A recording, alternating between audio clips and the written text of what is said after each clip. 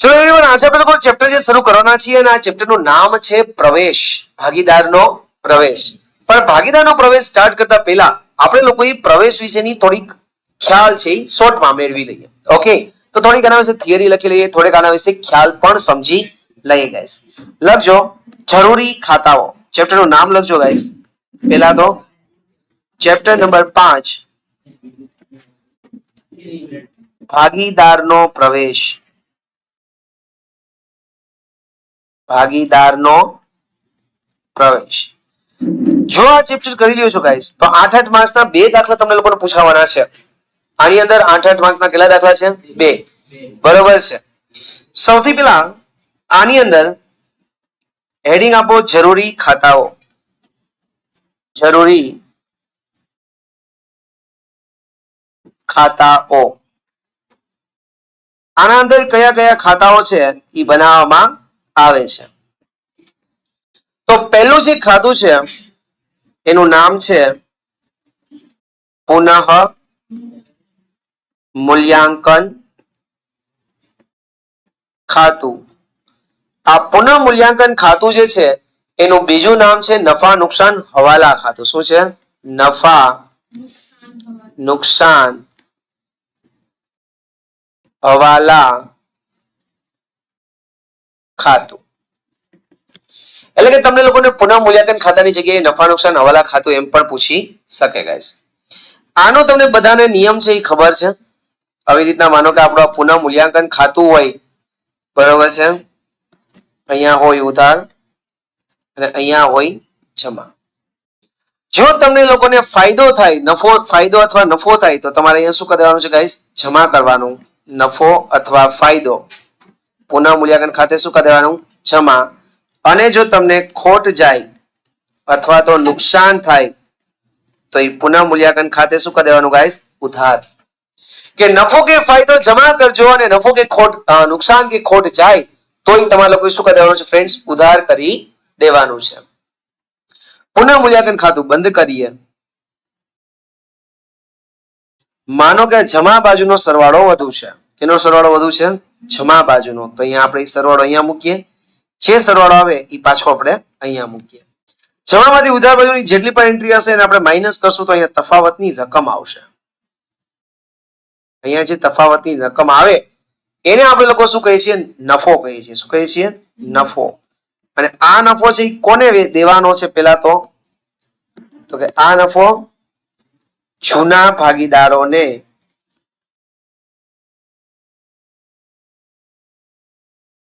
કયા પ્રમાણમાં વેચવાનો ફ્રેન્ડ્સ? જૂના પ્રમાણમાં વહેંચવો.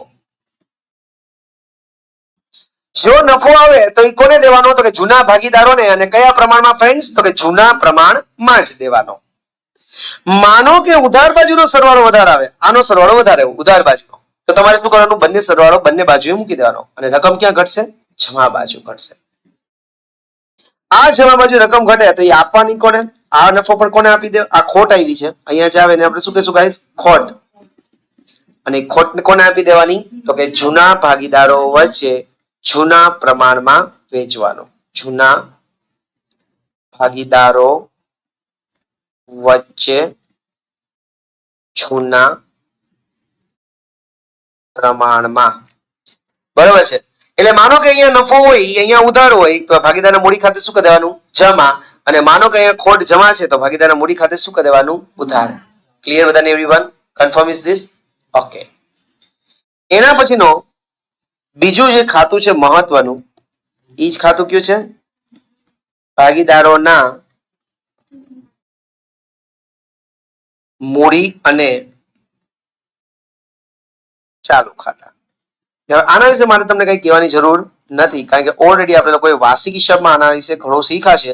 અને જો ન શીખાય તો નેક્સ્ટ વિડિયો લેક્ચર આપણે ઘણા બધા બનવાના છે, એની અંદર આ બધી વસ્તુ શીખશું. યુટ્યુબ ની અંદર ઓલરેડી મારા જે સ્વાધ્યાયના દાખલા છે ઓલરેડી રેકોર્ડેડ પડ્યા છે. એટલે આ બેચની અંદર હું તમને ઉદાહરણના દાખલા શીખવાડીશ. અને સ્વાધ્યાયનો દાખલો છે કેમાં આપીશ? હોમવર્કમાં. કારણ કે મેં તમને લોકોને બેચ જ્યારે ચાલતી હતી ત્યારે એ દાખલા હોમવર્કમાં ગણાવ્યા છે. સાથે સાથે એનું રેકોર્ડિંગ છે યુટ્યુબ ઉપર પડ્યું છે. અત્યારે હું તમને શેના દાખલા શીખવાડું છું? માત્ર ને માત્ર ઉદાહરણ શીખવાડવા માંગુ છું, તો ત્યારે આપણે જોઈ લેશું. બરાબર છે. ત્રીજું ખાતું તમારે બનાવવાનું છે. કયું ખાતું ગાઈસ?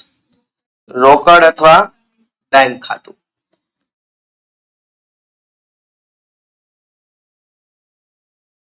આ રોકડ અથવા બેંક ખાતું આપણે બનાવીએ તો આનો નિયમ તમને બધાને સિમ્પલ છે અને બધાને ખબર પણ છે. કયો? ઉધાર ને જમા. સૌથી પહેલા અહીંયા હશે શરૂઆતની બાકી. ઉધાર કરશું ગાઈસ. શરૂઆતની બાકી શું કરી દેવાની ગાઈસ? એને ઉધાર. એના પછી રોકડ આવે તો ઉધાર. અહીંયા રોકડ આવે તો તમારે કઈ બાજુમાં લખવાનું? ઉધાર બાજુમાં. અને જો રોકડ જાય તો કઈ બાજુમાં લખવાનું? જમા બાજુમાં. રોકડ જાય એટલે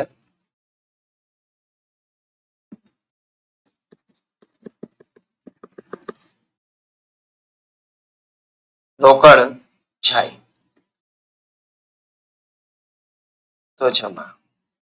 રોકડ આવે તો ઉધાર કરવાની ધંધામાં, અને ધંધામાંથી રોકડ જાય તો એને શું કરી દેવાની? જમા. એવી જ રીતના જો બેંકમાં રૂપિયા, ચલો એ તો જરૂરી નથી, પછી આપણે શું કરશું? ખાતું બંધ કરશું. રોકડ ખાતું. જનરલી ઉધાર બાજુનો સરવાળો વધારે જ હોય છે. ઉધાર બાજુનો સરવાળો જે આવે એ બંને બાજુએ ઉધાર અને જમા બાજુએ મૂકી દેશું, અને તફાવતની જે રકમ છે એ કયા બાજુમાં આવશે? જમા બાજુમાં આવશે. અહીંયા લખશું બાકી આગળ લઈ ગયા. આ આખરની બાકી હશે અને આ બાકીની નોંધ આપણે લોકોએ ક્યાં કરવાની? તો કે પાકા સરવૈયામાં મિલકત લેણા બાજુ. આની નોંધ ક્યાં કરવાની ફ્રેન્ડ્સ? તો કે પાકા સરવૈયામાં મિલકત લેણા બાજુ. ક્લિયર બધાને એવરીવન? ઓકે. ચલો ત્રીજું શીખા આપણે રોકડ અને બેંક ખાતો. નિયમ એ સિમ્પલ હતો કે રોકડ આવે તો ઉધાર અને રોકડ જાય તો જમા. ક્લિયર એવરીવન બધાને? ઓકે. અને ચોથું જે મહત્વનું આવે છે ધેટ ઇઝ પાકું સરવૈયું. પાકા સરવૈયા વિશે તમે બધા જાણો છો એટલે ઈ મારે કઈ તમને બનાવવાની જરૂર છે નહીં.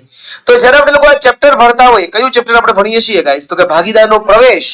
અને ભાગીદારના પ્રવેશની અંદર 4 જરૂરી ખાતાઓ અને પત્રક બનાવવા પડે. પહેલું છે પુનઃ મૂલ્યાંકન ખાતું. નિયમ સિમ્પલ છે. જો નફો કે ફાયદો થાય તો જમા અને નુકસાન થાય તો ઉધાર. બીજું આપણે બનાવશું ભાગીદારના મૂડી ખાતા અને ચાલુ ખાતા. ત્રીજું આપણે લોકો બનાવશું રોકડ અથવા બેંક ખાતું. રોકડ આવે તો ઉધાર, રોકડ જાય તો જમા. અને રોકડની જે આખરની બાકી આવશે એ આપણે અસર ક્યાં આપશું? પાકા સરવૈયામાં મિલકત લેણા બાજુ. અને એના પછી આપણે લોકો બનાવશું ચોથું પાકું સરવૈયું. ક્લિયર બધાને એવરીવન? ઓકે.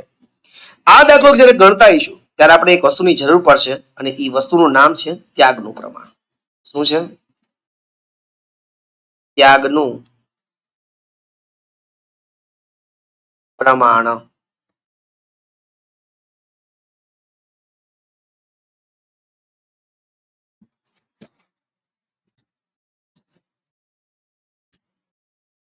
ત્યાગનું પ્રમાણ શું કે છે? ત્યાગનું પ્રમાણ ગાઈસ, ચાલો ત્યાગના પ્રમાણ માટેની આપણે વાત કરીએ. પહેલી વાત,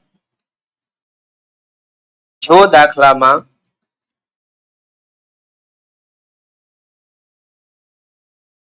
નવું પ્રમાણ અથવા જૂના ભાગીદારે કરેલ ત્યાગ વિશેની માહિતી ન હોય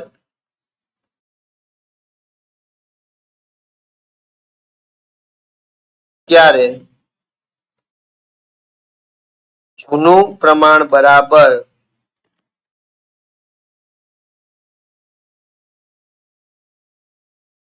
ત્યાગનું પ્રમાણ થશે.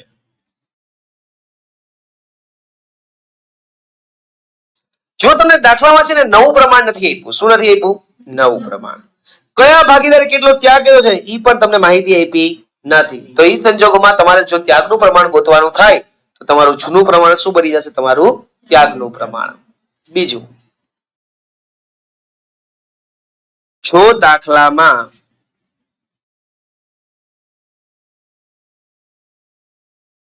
નવું પ્રમાણ આપવામાં આવે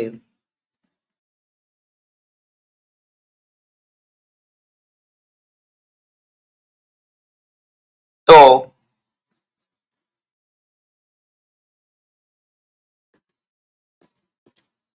ત્યાગ બરાબર શું સૂત્ર થશે? હમણાં દાખલા ગણ્યા આપણે, જૂનો ભાગ માઇનસ, ક્લિયર બધાને એવરીવન? કે જો દાખલામાં તમને લોકોને નવું પ્રમાણ આપવામાં આવે અને ત્યાગનું પ્રમાણ ગોતવાનું કહે તો જૂનો ભાગ માઇનસ નવો ભાગ. એ તો આપણે કરીએ છીએ. ત્રીજી મહત્વની વસ્તુ, ત્યાગનું પ્રમાણ ગણતા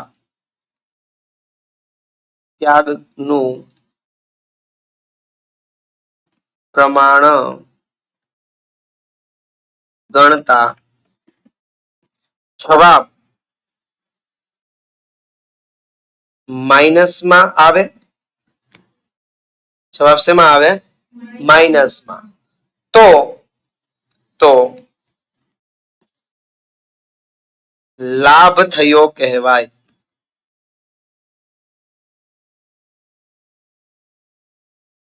કે તમે ત્યાગનું પ્રમાણ શોધતા હોય અને જો જવાબ છે તમારો માઇનસમાં આવશે તો એને તમારે શું કહેવાનું? લાભ કહેવાનો.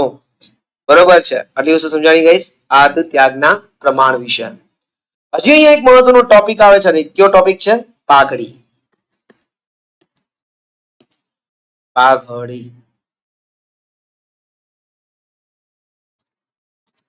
છૂટે હે લેપટોપ. એના પછી નવો ટોપિક છે પાઘડી.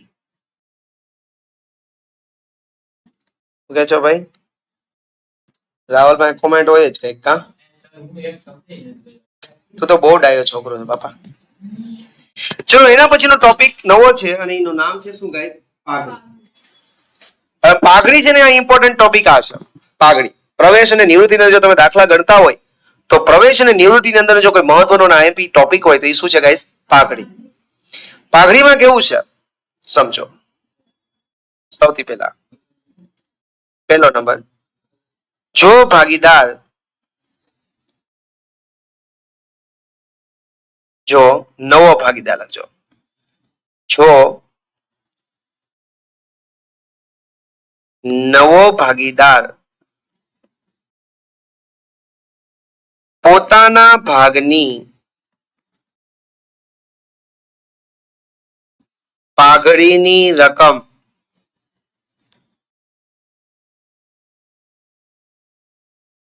રોકડમાં લાવે. જો નવો ભાગીદાર છે પોતાના ભાગની પાઘડીની રકમ છે રોકડમાં લઈ આવે છે તો એને આપણે પ્રીમિયમ પદ્ધતિ કહેવાય. કે શું કહેવાય? આજ કોકે મને એમસીક્યુ વચાવ્યું હતું એમાં લખ્યું હતું કે નવો ભાગીદાર ધંધામાં આવતો હોય એટલા માટે નવો ભાગીદાર છે જૂના ભાગીદારોને જે રકમ આપે છે એ કઈ રકમ? તો ઓપ્શનમાં ક્યાંય પાઘડી નહોતું પણ ઓપ્શન આપ્યો તો પ્રીમિયમ. તમારો આન્સર શું હોવો જોઈએ? પ્રીમિયમ. બરોબર છે? એને પ્રીમિયમ પદ્ધતિ કહેવાય. અને એની આમનોંધ છે ને આવી થાય છે કે રોકડ અથવા બેંક ખાતે ઉધાર તે પાઘડીના પ્રીમિયમ ખાતે જમા. એટલે કે રોકડ અને બેંક ખાતામાં ઉધાર બાજુ તમારે રકમ લખી નાખવાની ને વિગતમાં નામ લખી નાખવાનું પાઘડીનું પ્રીમિયમ. હવે આ જે રૂપિયા છે એ કોને દઈ દેવાના? વેચી દેવા પડશે. ધંધા પાસે આવ્યા પણ ધંધા એ રૂપિયા રાખવાના નથી. તો આ રૂપિયા પાઘડીના પ્રીમિયમ ખાતે ઉધાર તે આ રૂપિયા કોને દઈ દેવાના ફ્રેન્ડ્સ? જૂના ભાગીદારોને. તે જૂના ભાગીદારોના મૂડી અથવા ચાલુ ખાતે જમા. ક્લિયર બધાને ફ્રેન્ડ્સ? કે પાઘડીના પ્રીમિયમ ખાતે ઉધાર તે જૂના ભાગીદારોના મૂડી અથવા ચાલુ ખાતે જમા કરી દેવાના. ક્લિયર બધાને everyone? Are you sure with this? Confirm? આવડું? એટલે કે જે રૂપિયા આવ્યા છે રોકડ અને બેંકમાં ઉધાર કરવું, વિગતમાં પાઘડીનું પ્રીમિયમ ખાતે અને આ રૂપિયા જૂના ભાગીદારના મૂડી અથવા ચાલુ ખાતે જમા કરી દેવાના. તો કે પ્રમાણ કયું, કયા પ્રમાણમાં તમે જમા કરશો? જૂના ભાગીદારોને આપી તો દેવાના, પણ કયા પ્રમાણમાં?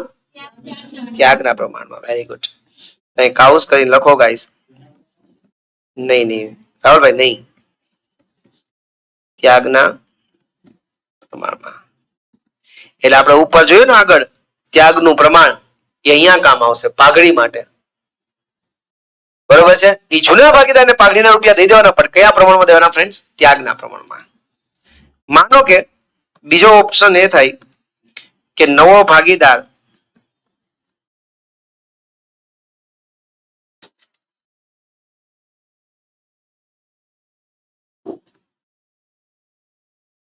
પોતાના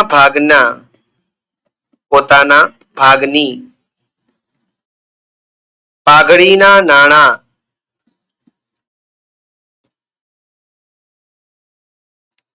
રોકડમાં ન લાવે. માનો કે રોકડા લઈ આવ્યો જ નહીં, એને એમ કીધું ભાઈ મારી પાસે રોકડા છે નહીં, એટલે હું કઈ રોકડા રૂપિયા લઈ આવતો નથી.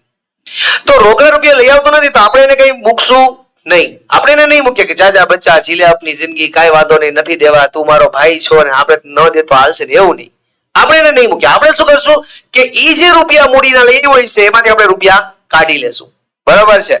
એટલે રૂપિયા આપણે શું કરશું તો કે મૂડીમાંથી લઈ લેશું. મૂડી જમા હોય, રૂપિયા કાઢો, તો નવા ભાગીદારની મૂડીને શું કરી દેવાની? ઉધાર.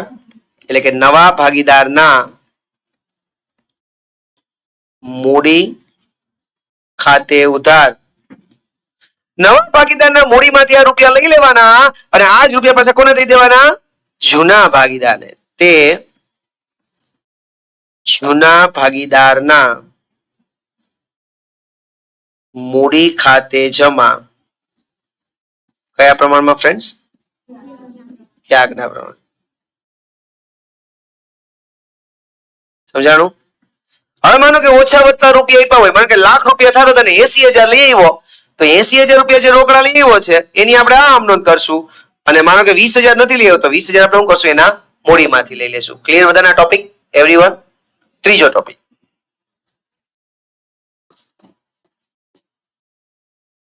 જો ધંધાના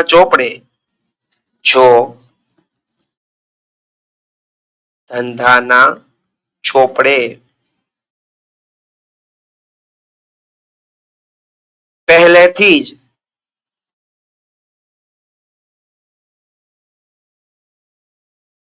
પાઘડી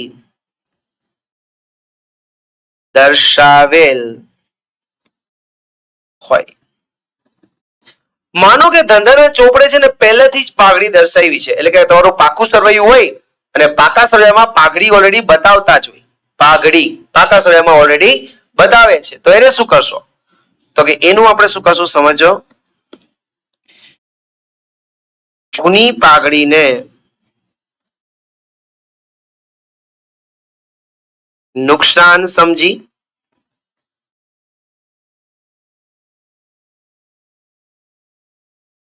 જૂના ભાગીદારો તેમના મૂડી અથવા ચાલુ ખાતે